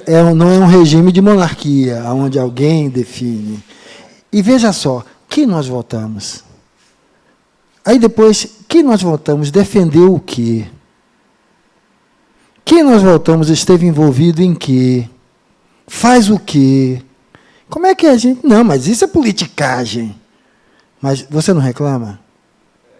Se você não tem consciência das suas escolhas, como é que fica depois? Mas vai ter um caso importante. Atualmente, do jeito que as mídias, todas elas, distorcem a verdade. Tem um filme lindo chamado 1984, estava na Netflix. Certo? Não sei se vocês já assistiram, lindo filme. Ele vai mostrar o que é isso, né? O que é distorção de informação. Eu não estou defendendo nem lado A, B, C ou D. É o que reina. Você abre a internet, você bota um título, você vai encontrar provas a favor e provas contra, em quantidades, a desinformação, né? Mas e aí? É preciso tomar algum parâmetro, porque as leis são feitas por nós. Então, se nós continuamos a buscar uma sociedade que seja, pelo menos, capaz de conseguir conceder saúde, segurança, educação, moradia e trabalho digno, sem olhar não dá. Não dá. Mas, Fernando, você está falando de quê? Independente de qualquer partido que esteja aí. A maioria da nossa população não ganha mais do que 3 salários mínimos. Não é que estou sendo bonzinho para não falar de 1 salário mínimo. Certo? Não ganha mais do que 3 salários mínimos. Certo? A maioria de mais de 90% da população não ganha mais de 3 salários mínimos. Então, veja a diferença que há. Aonde um país vai se utilizar das commodities, né? Dos produtos, da matéria-prima, leva barato e vende processado caro. Aonde não está nem aí se a miséria continua ali. Não há interesse em transferência de tecnologia.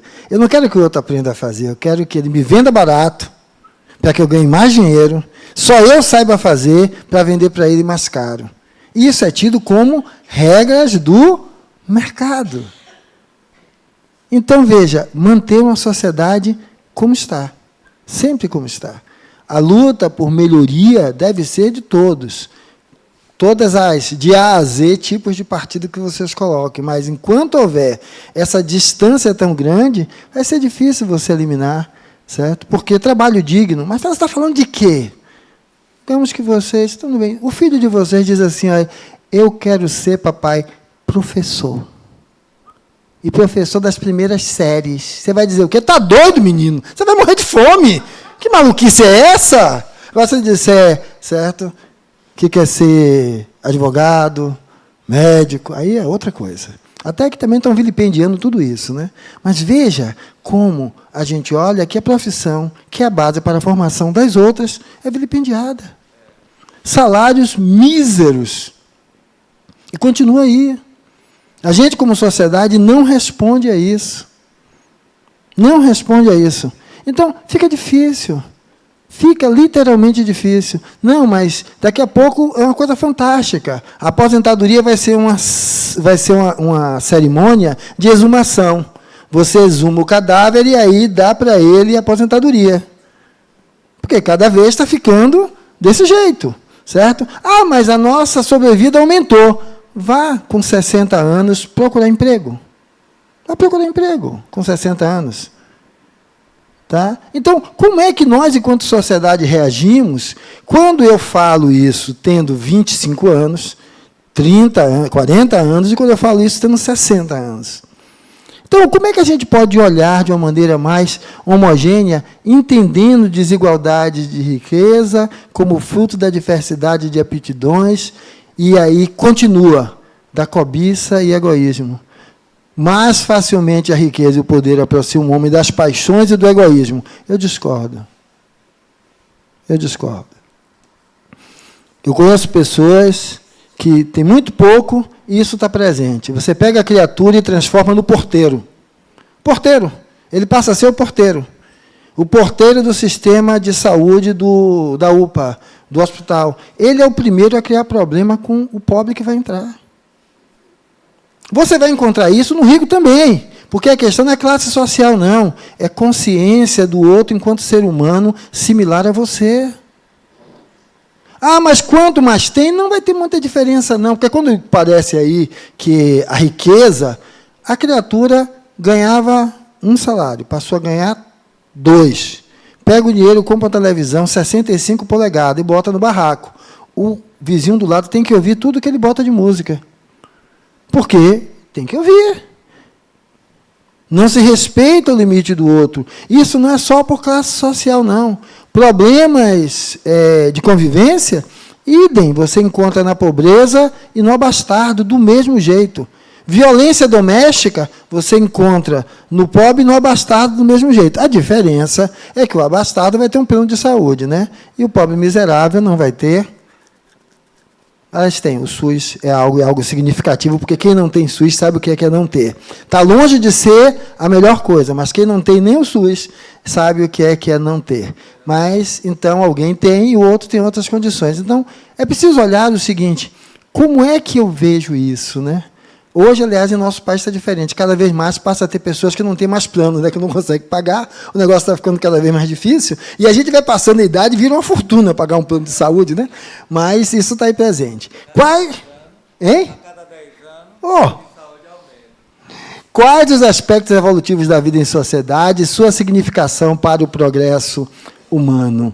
Então, quando eu diminuo aquele exemplo, a gente vê sistemas econômicos e o sistema ideal. Não tem.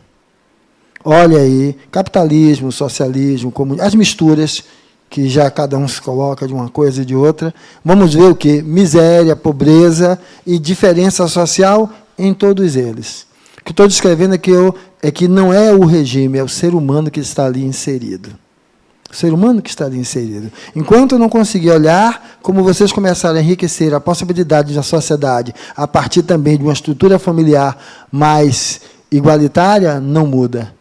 E aí, quem é que influencia quem? A gente vai olhar para os políticos e a miséria ali embaixo. Mas vocês, com certeza, vão descrever, né? É como é que o cara lidar com dinheiro, parece que ele está dando migalha, né? Eleito pelo povo, mas dá para o povo migalhas. Mas você já se viu naquele lugar? A gente passa pelo pedinte como se ele não existisse. Então, nessa hora, é só de quem tem? Ou o quanto essa diferença no uso dos recursos também me diz respeito? Como é que eu lido com quem menos tem? Como é que eu lido quando eu estou nesse lugar? Uma coisa simples, sociedade, né? Queremos uma sociedade melhor. Sociedade melhor, sem ter conhecimento, é complicado. Quem aqui instrui sua empregada a seus direitos enquanto empregada? Amigo Fernando, mas Fernando, se você fizer, você vai criar cobra para se morder. Eu digo, se eu não ajudo o outro a ter noção dos seus direitos, como é que eu quero uma sociedade melhor? Quer dizer, eu quero uma sociedade que responda aos meus interesses, e não uma sociedade melhor, igualitária, para que todos pudéssemos ter direitos similares, certo? Eu estou dizendo similares porque, às vezes, julgar desiguais como iguais não é justiça, é injustiça, né? Mas, ou seja, é preciso que eu faça isso. Ou, quando eu melhoro, eu calo. Quando melhora, eu calo. Eu não oriento os direitos que tem. Não tem, meu filho, você tem direito, sim. Jornada de trabalho há tanto tempo, adoecer, você tem direito à sua licença. Por quê? Porque se você não educa a sociedade, vai ficar o quê? Essa coisinha linda. Lindo isso aí, mas vocês sabem que isso aqui também é realidade. E as pessoas vivem como se isso não existisse.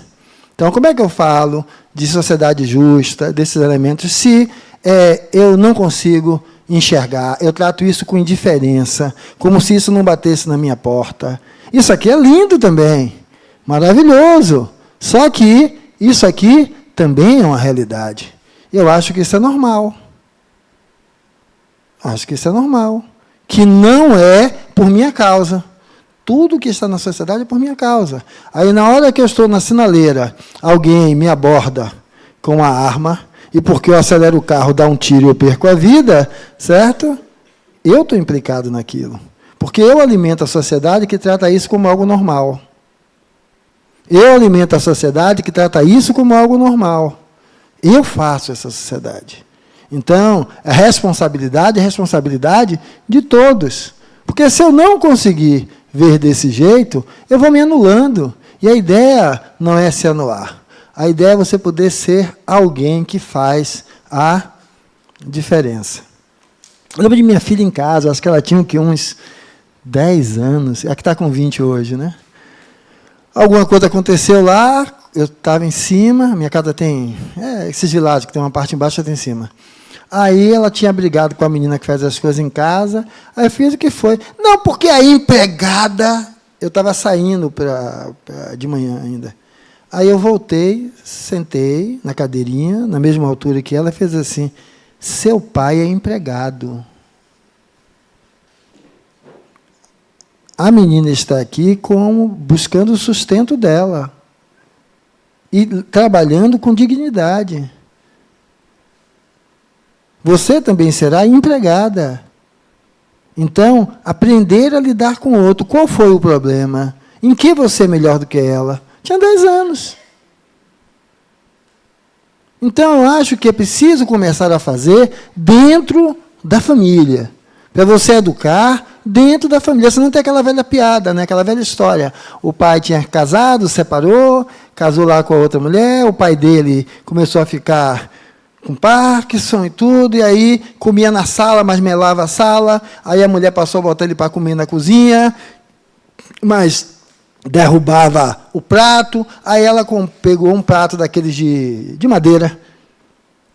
E aí, outro dia, o pai chega em casa e o menino está com um pedaço de madeira na escola, trabalho da escola de artesanato, está ele cavucando, e aí o pai pergunta para ele, filho, o que é isso? Ele fez trabalho da escola. O que é, papai? O que você está fazendo? Um presente para você. O que é isso? É uma colher para você comer quando ficar igual ao vovô. Aí ele tirou o vovô de comer na cozinha, botou a comer na sala, certo? E entender que é preciso acolher e estar com o outro. E não terceirizar a mulher, ou o que é que fosse, lidar com isso. Mas, Fernando, a mulher dele que fez, não. No momento que ele permitiu, ele fez também. Então, a responsabilidade é isso. Trouxe. Então, é buscar ser você, ser capaz de fazer uma diferença. E aí, quando a gente ouviu o que está naquele quadro ali, escreva na louça a palavra ética. Olha o que é que o menino diz. Parece o Brasil, né? Professora, roubaram o giz. E aí a gente fica dando desculpa para dizer que eu não sou ético porque o Congresso não presta, o presidente não presta, não sei quem presta, sem entender que o giz que escreve na louça da nossa vida é nosso sangue e suor, não é o outro. Não é o outro. Então, a partir daí, a gente vai entender que as normas de ética datam de mais de 2 milênios. Poucos são os que compreendem e ainda menos os que praticam, dizem os Espíritos do Senhor, capítulo 1, questão 627, Livro dos Espíritos. Porque aquele lugar que está ali, a gente parece que é algo excepcional. Eu gosto dessa figura. Martin Luther King, eu tenho um sonho. Você é capaz de lutar pelos seus sonhos quando eles dizem respeito a uma melhora de conduta pessoal, de conduta no núcleo familiar, de conduta na sociedade, não colocar para os outros. E ele não defendeu a cor dele, ele defendeu o humano. Eu não estou nada contra os processos sociais, que, como eu disse, há diferenças, mas eu estou dizendo que eu preciso olhar para o humano. Exatamente para o humano. Porque quanto mais o meu processo ele é inclusivo, eu vou estar sendo mais abrangente, como o mestre dizia. Meus irmãos e minha mãe estão todos aqui. Então, é nenhum a menos, que é um dos lemas dessa casa, sem importar orientação sexual, etnia, nível socioeconômico, nenhum a menos. Então, liberdade e igualdade, a gente começa a conquistar com isso. Mas veja que aquilo é comum, né? A liberdade de crença é um direito do homem. Quando eu vejo liberdade de crença, a crença fica só dentro do religioso, né? Mas vamos entender crença como para além do religioso? Se você consegue lidar com isso, com a liberdade de crença do outro, qual é a dificuldade que você tem de lidar com a liberdade de crença do outro? Você tem alguma dificuldade? Qual é? Como?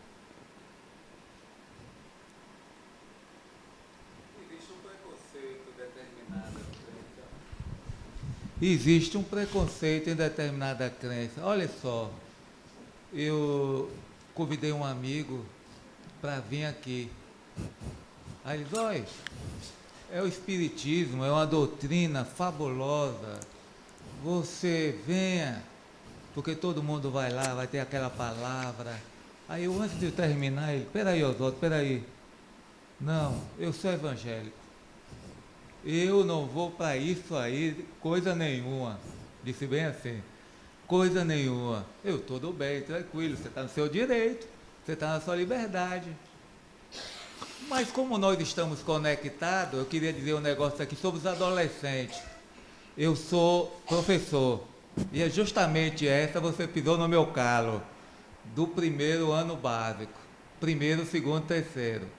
Então, quando eu cheguei na escola, eles ainda estavam com aquela crença do capitalismo, socialismo. Algum professor de história que antecedeu a mim estava incutindo aquela coisa de Cuba, aquela coisa fabulosa, né? Aquele socialismo na cabeça dos meninos. Então eu disse, então tá, quando eu cheguei agora aqui, eu quero que vocês façam um trabalho em grupo. Os meninos de hoje, de 14 a 17 anos, para fazer esse negócio, trabalho de grupo, vamos colocar a palavra revoltante. Porque aí ele topou, porque vai ser facilidade, vai ser numa boa. E aí, na volta, para dar a nota, vem todo mundo. Uns, trabalhei bem, professor, joguei duro, eu mereço 9 e você me deu 6. Professor, fulano não trabalhou nada e você dá 10 a ele? Aí eu disse, então, o socialismo é isso. Cada qual tem que trabalhar coletivamente. Ou vocês trabalham de maneira adequada, copta, ou você vai ter que analisar. Resultado, agora todo mundo só quer fazer trabalho individual. Esse olhar, veja a imagem que eu trouxe. A imagem anterior no centro tem uma pessoa e os dedos apontando. Nós precisamos deixar de ser individualistas para entender que o trabalho que constrói é conjunto. Eu preciso aprender a lidar com o meu contrário. Eu preciso aprender a lidar com a diversidade do outro. Não se constrói uma sociedade justa onde o que prepondera é o individualismo. É preciso aprender a construir em conjunto. Construir em conjunto é aonde eu vou entender que a liberdade de crença enquanto direito, podemos impor nossas convicções ao outro, sem respeitar seu direito e liberdade em pensar e crer de modo diferenciado, não. A vida em sociedade ela é estruturante quando somos capazes de fazer aquilo. Há divergências, mas a questão comum precisa ser resolvida. Tanto que isso, para mim, faz mensagem a alguém que eu gostaria de fazer aqui uma homenagem, mas uma saudação para ele, que é um dos espíritos mais espíritas que eu conheci. É um pastor batista. Ele era pastor de cidade de interior. Aonde ele chegava, ele reunia o padre, o candomblé, a umbanda, o espírita, juntava os líderes religiosos para discutir como podemos melhorar as condições dessa sociedade. Toda a cidade onde ele ia. Era o mesmo discurso. Ele era parceiro dos outros. Vamos deixar as nossas diferenças de lado e trabalhar com base nas nossas semelhanças. Enquanto o homem olhar para as diferenças, não teremos paz, não teremos uma sociedade equilibrada. A não ser quando ele passe a olhar para o quê? As semelhanças. Por isso que nós temos uma diversidade enorme de agregações cristãs, aonde o espiritismo está lá, de alguma forma, englobada dentro disso. E se disputam tanto uma com a outra. Porque cada uma fica olhando para as diferenças e não para as semelhanças. Esse pastor fazia isso. Eu sempre falo dele desse jeito. É um dos espíritos mais espírita, porque o que eu evoco do contexto espírita é esse. É aquele que se vê sem etnia, porque espírito não tem etnia, sem sexo, se é masculino ou feminino, sem cor da pele, que é diferente de etnia, sem nível social, mas entendendo que há necessidade de ter um compromisso. Senão eu acho que só é certo no outro aquilo que eu defendo. É isso que a gente faz. A gente quer que o outro seja aquilo que a gente pensa. Eu critico quando o outro quer que eu seja o que ele pensa, mas na contrapartida eu quero que ele seja o que eu penso. E quando a gente olha para isso, é essa a situação. Quando eu estou em uma situação de maior hierarquia e eu lido com o outro impondo, o que é que eu estou fazendo? Isso que está aí. Mas veja que do lado de lá eu não botei um coelho. Eu botei uma raposa. Ou seja, ninguém aqui é herbívoro, todo mundo aqui é carnívoro, certo? Ninguém aqui está no lugar de ser a vítima. Todo mundo aqui é igual ou ao leão ou à raposa. Porque essa é a postura normalmente nossa. E é essa postura que precisa ser repensada. Porque, normalmente, o que é que eu faço? Eu me coloco no lugar da raposa e digo, mas que leão miserável. Quando o leão sai, eu vou atrás das galinhas. Então, a ideia não é essa. A ideia é que eu possa compreender que não é fazer do outro a minha imagem, e não é me impor ao outro, eu tenho que respeitar o direito do outro. Se eu conseguir fazer isso, eu não vou conseguir mudar. Porque esse significado de liberdade e igualdade tem que considerar o que vocês colocaram, direitos e deveres. E quando é direitos e deveres, eu tinha trazido a primeira colocação que eu fiz. Quando é meu filho, é homossexual. Quando é do vizinho, é a bicha. Se é do outro desconhecido, é o viado. Ou outras coisas mais pejorativas. É por quê? Porque eu só reconheço meus pares. E a importância de se modificar as condições sociais adversas no que diz respeito à saúde, educação e à habitação do indivíduo em sociedade para ter uma vida digna. E o respeito aos seus valores. Eu não posso querer impor ao outro os meus valores. Porque, quando eu trouxe esse símbolo, é porque a isso já foi imposto a ideia de caráter. Ou seja, orientação sexual era colocada uma parametrização de caráter. Se não fosse hétero, era mau caráter. Uma distorção plena disso. Porque direito àquelas situações todos nós temos. E é preciso olhar que quando era visto como algo dessa monta, aquilo era visto como se fosse uma distorção. Isso aqui também vai gerar gente igual. Primeiro, vai gerar gente, vai criar gente, porque essa situação ou essa não dista nada dos casais também heterossexuais. Trabalhos e pesquisas já mostraram que não tem nada a ver uma coisa e outra e não há anormalidade. A orientação sexual é uma coisa pessoal. Para a minha geração, ainda é esse problema. Para minhas filhas, já nem tanto. Elas já falam disso de maneira mais equânime, né? Mas como lidar com isso? É como atuar na educação do personagem. Você lembra que eu disse? Para educar é preciso se educar.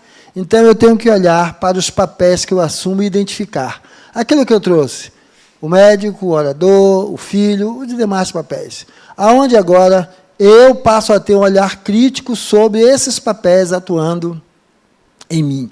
E eu busco direcionar esses papéis e essa atuação, tendo em vista agora, não é o estar bem na sociedade, mas é uma postura construtiva para comigo mesmo. E, dessa forma, agregando valores ao espírito que eu sou.